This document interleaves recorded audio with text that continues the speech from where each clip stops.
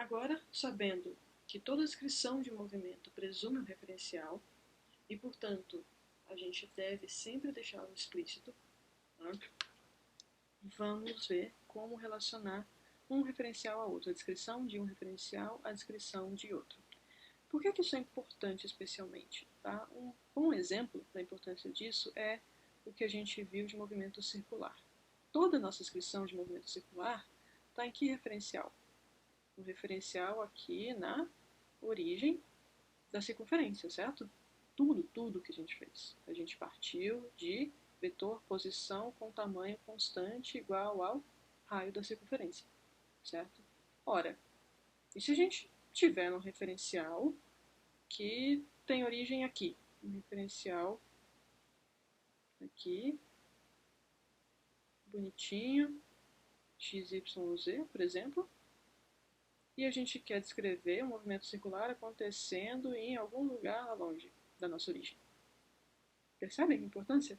É importante a gente saber, se o nosso referencial é esse, como traduzir o que a gente tinha nesse outro referencial no centro da circunferência para nossa descrição. Beleza? Essa é a tradução que a gente vai aprender a fazer agora. Tá? Como que ela é? Tá? Para ilustrar, e de forma bem geral, inclusive, as expressões que a gente vai obter, eu vou imaginar o seguinte. Na verdade, eu vou pedir para vocês imaginarem o seguinte. Tá?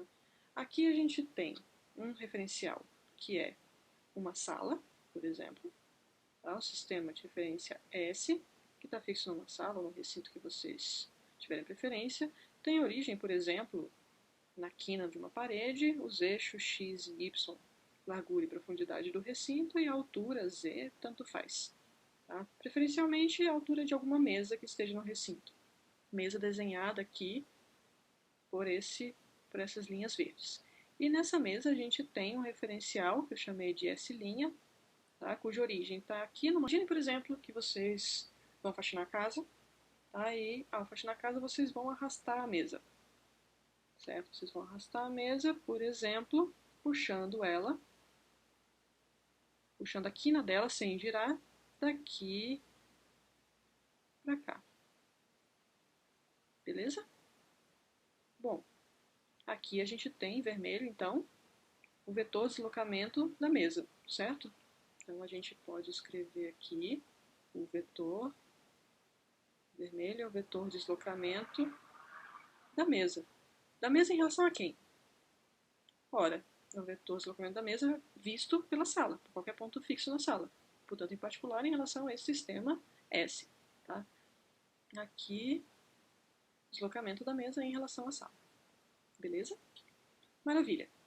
Agora imagine que, enquanto vocês puxaram essa mesa desse jeito, tinha uma formiguinha ali, que eu humanizei ela um pouquinho, tinha uma formiguinha na mesa, e enquanto vocês puxaram, ao mesmo tempo que vocês estavam puxando a mesa, a formiguinha andou em cima da mesa e veio daqui para cá. Tá legal? Bom, a gente tem aqui em preto o deslocamento da formiga, certo? Então aqui em preto eu vou escrever deslocamento da formiga. Deslocamento da formiga. Ora, da formiga em relação a quem? Ora, se a mesa tivesse parada, ela faria esse deslocamento preto, certo? Então é o deslocamento da formiga em relação à mesa. Daí eu pergunto o seguinte, qual foi o deslocamento da formiga em relação à sala? Certo? Porque é o seguinte, agora eu vou rabiscar geral aqui numa cor mais ou menos neutra, tá? A formiguinha em relação à mesa saiu daqui para cá, certo? Só que enquanto ela fez isso, você puxou a mesa daqui para cá, certo? Então, para a sala, a formiga foi para onde? A formiga veio parar aqui, que é a posição final dela na mesa, só que no novo local da mesa. Percebem? Então a gente vê o seguinte, inicialmente para a sala a formiguinha estava aqui, e no final a formiguinha veio parar aqui. Portanto, esse vetor azul é o vetor que sai da posição inicial e vai para a posição final da formiguinha em relação à sala, certo? Então, a gente tem aqui o vetor deslocamento da formiga em relação à sala. Beleza? Ora, aqui a gente tem um triângulo fechadinho, né? Estão vendo? Aqui a gente tem o vetor deslocamento da formiga em relação à mesa, o vetor deslocamento da formiga em relação à sala, e aqui em vermelho a gente tem o vetor deslocamento da mesa em relação à sala. Se a gente tem um triângulo fechadinho de vetores, algum é soma dos outros dois. Quem é soma de quem? Se a gente pegar e somar o preto e o vermelho, a gente tem o azul. Então, a gente pode pegar aqui embaixo e escrever essa equação aqui. Certo? Bom, isso vale para as posições também, será? Isso o quê? Né? Bom, perceba um padrão aqui, ó, que aqui a gente tem formiga, mesa, mesa, sala. Certo? E aqui a gente tem formiga, sala. Ora, imagina o seguinte, isso tem um padrão parecido com vocês viram ou vão ver em multiplicação de matrizes, tá? Que o índice aqui no meio ele é engolido, digamos assim. Ele é contraído ou engolido, como vocês preferirem. Tá? E aqui o primeiro índice desse primeiro deslocamento é o primeiro índice no final, no resultado final. E o segundo índice do segundo é o segundo índice do final. Tá? É uma regrinha visual que é justamente o que vai ajudar a gente a formular matematicamente movimento relativo. Tá? Antes da gente generalizar ela, vamos ver se ela vale para as posições também. Tá? Qualquer instante de tempo, vamos lá, a gente tem, agora eu vou colocar em vermelho a posição da formiga em relação à sala. Vou pegar a posição inicial, tá? Porque tem menos vetor chegando nela. Aqui, opa, é da mesa em relação à sala, né? Vermelha da mesa em relação à sala. Então tá aqui o vetor posição da mesa em relação à sala. A ordem dos índices é importante, tá? Vamos lá.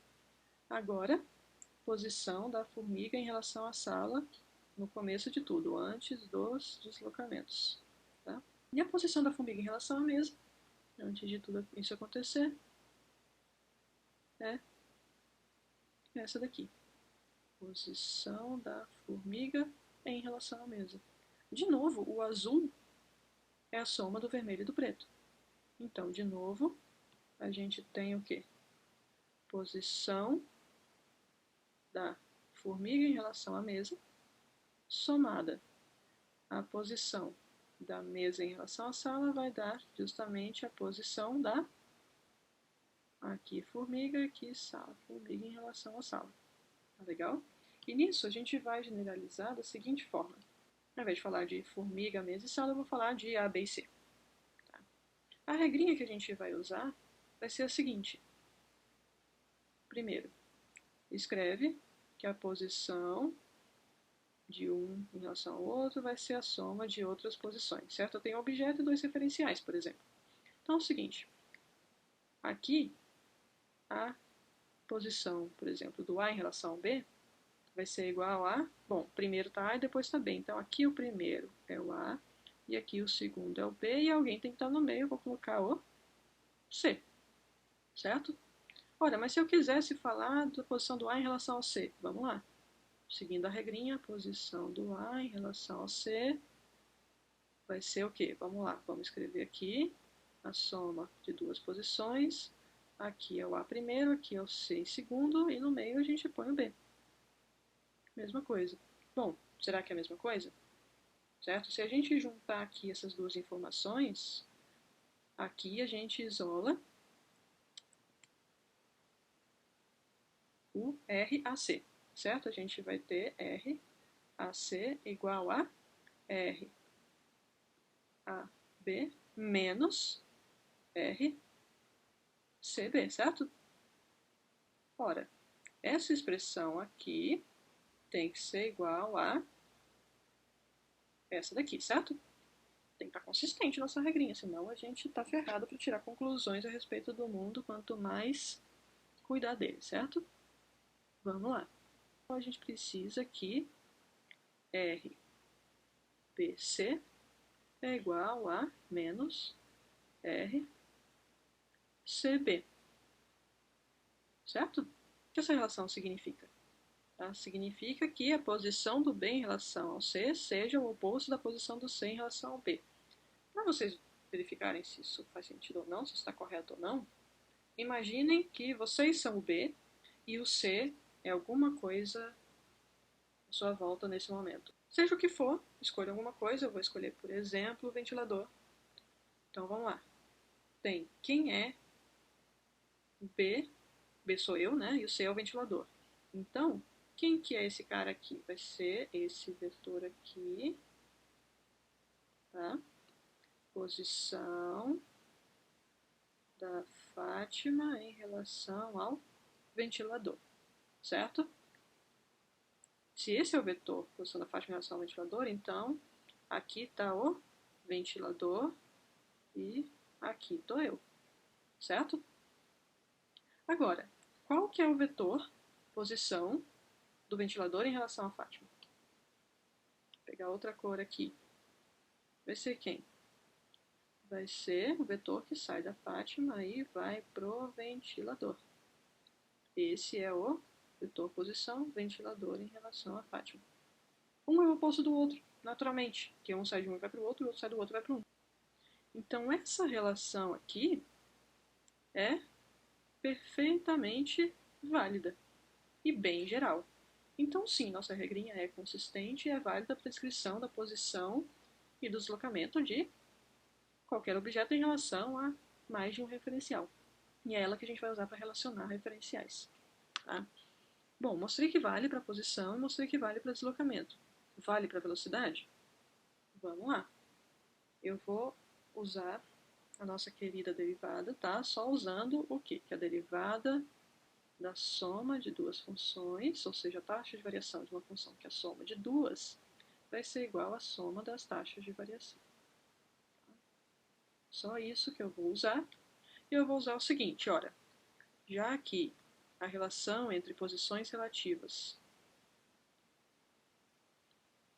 segue AB, A primeiro, B depois e o C no meio. Ora, se eu aplicar a derivada, eu vou ter o seguinte, aqui, derivada desse, em relação ao tempo, vai ser a derivada da soma, certo? Só que a derivada da soma é a soma das derivadas. Então, olha quem que é isso? Esse termo aqui é a velocidade, vetor velocidade, do A em relação ao B, que vai ser, portanto, a velocidade do A em relação ao C somada à velocidade do C em relação ao B. Maravilha! Caso não tenha sido muito confortável falar de derivada, outra coisa que a gente pode fazer é simplesmente pegar a relação para os deslocamentos, certo? AB, deslocamento AC mais deslocamento CP, dividir pelo intervalo de tempo em que esses deslocamentos aconteceram, e notem que esses deslocamentos falam do mesmo processo acontecendo ao mesmo tempo. Tá? Então, esse ΔT é de fato o mesmo ΔT, o intervalo de tempo em que esse deslocamento aconteceu é o mesmo que esse aconteceu e é o mesmo que esse aconteceu. Lembra da história da formiguinha na mesa, certo? Tudo aconteceu ao mesmo tempo. E daí a gente faz o limite instantâneo, limite desse intervalo de tempo muito pequeno, a gente tem isso válido para velocidade instantânea também, certo? E nesse caso, se a gente fizer essa mesma lógica, a gente vai chegar à mesma relação para aceleração. A aceleração de um objeto A visto pelo B vai ser a soma das acelerações de um objeto A visto pelo C somado à aceleração do C visto pelo B, certo? Isso vai ser importante para a gente aplicar as leis de Newton, tá? E a gente tem um conceito de referenciais inerciais e não inerciais. Então, assim, só queria encerrar deixando essa pulga atrás da orelha, tá? Para a gente dar continuidade quando eu for falar de lei de Newton. Tudo bem?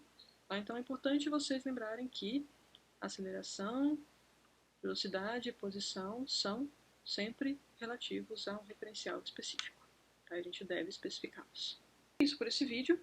Tá? Eu recomendo que vocês vejam a videoaula do Mauro Copelli no material complementar, que ele resolve um exercício, e eu vou colocar exercícios resolvidos de modo escrito lá no Moodle para vocês. Tá legal? Bons estudos!